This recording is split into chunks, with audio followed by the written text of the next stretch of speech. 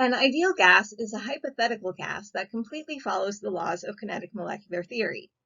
No gas is completely ideal. One of the ways we can measure how close to ideal a gas is by using something called a compressibility factor, which is a comparison of the gas's true molar volume to what it would be if it were ideal, which is 22.4 liters per mole. No matter the identity of the gas, the ideal gas law doesn't work very well at high pressures or low temperatures. With high pressures, we're taking away some of that empty space between the molecules.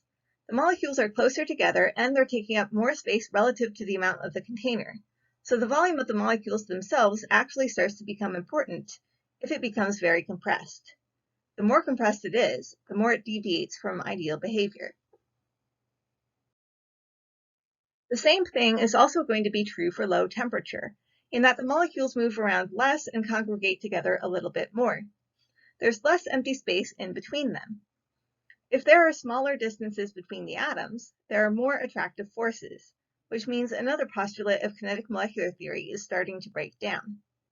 The atoms are stuck together more, so the volume and/or pressure of the gas that gets measured is less than expected based on ideal behavior. If we hold pressure the same, the volume will be less than expected. Or if the volume is held constant, the pressure is less than expected. In order to account for non-ideal behavior, we can modify the ideal gas law into a new form of the equation called the van der Waals equation. Van der Waals equation has a few corrective terms built into it, but it's still in basically the same form as PV equals nRT. The nRT part of it is completely unchanged. There's still a pressure term, but it's got a modifier, and there's still a volume term, but it has a modifier. In those modifiers, there are some constants, A and B, which can be looked up in a table for a particular type of gas. With PV equals nRT, we could use that for any gas, as long as we're assuming that it has ideal gas behavior. With the van der Waals equation, we can be more specific to a particular gas, like hydrogen gas, or nitrogen gas, or ammonia gas, by looking the A and B values up in a table. So the result is more specific and accurate, but it does make the equation more complicated. This slide is here for your reference, so you can find those A and B constants for several different gases. In this example, we're first going to use the ideal gas law, and then we'll use the van der Waals equation and compare the two answers to each other and see how close they get. The ideal gas law is easier to use. The van der Waals equation will be more correct for that particular substance. We have a 4.25 liter flask containing 3.46 moles of CO2 at 229 degrees Celsius. We want to solve for pressure. First, we'll use our ideal gas law, PV equals nRT. We make sure everything has the correct units. Temperature is 229 Celsius plus 273.15, which makes 502.15 Kelvin.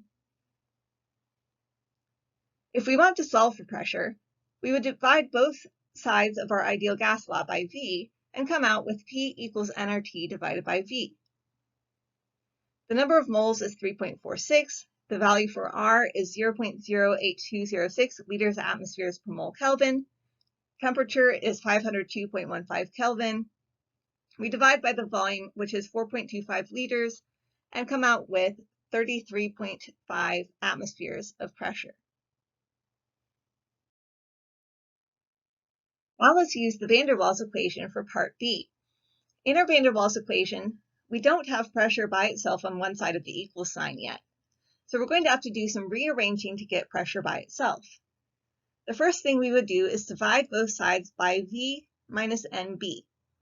That's in one of our parentheses. Then we would subtract AN squared over V squared from both sides.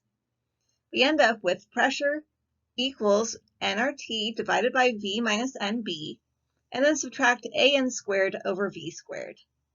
Again, check your algebra.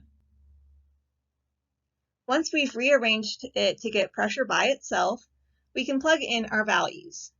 We plug in N, which is 3.46 moles. We plug in R, which is 0.08206 liters atmospheres per mole Kelvin. We plug in our temperature in Kelvin, which is 502.15. On the bottom, we have volume, which is 4.25 liters, and then we subtract N times B. N is our number of moles, which again is 3.46 moles. And B is specifically for CO2. So you would look up the value for B for CO2 in the table of A and B values. And we would find that it's 0.0427 liters per mole. Then we're taking that whole term and subtracting the AN squared over V squared. The A value for CO2 is 3.59. Again, you have to look that up in the table. N is again 3.46 moles, and we're going to square that. V, the volume of 4.25 liters, will also be squared, and that's on the bottom. If you're very, very careful with your parentheses, you may be able to do this all in your calculator at once, but you're going to really want to make sure that you're doing it properly. Let's say we just do one term at a time. Our first term would give us 34.755, our second term would give us 2.379, and when we subtract those, we get 32.4 atmospheres.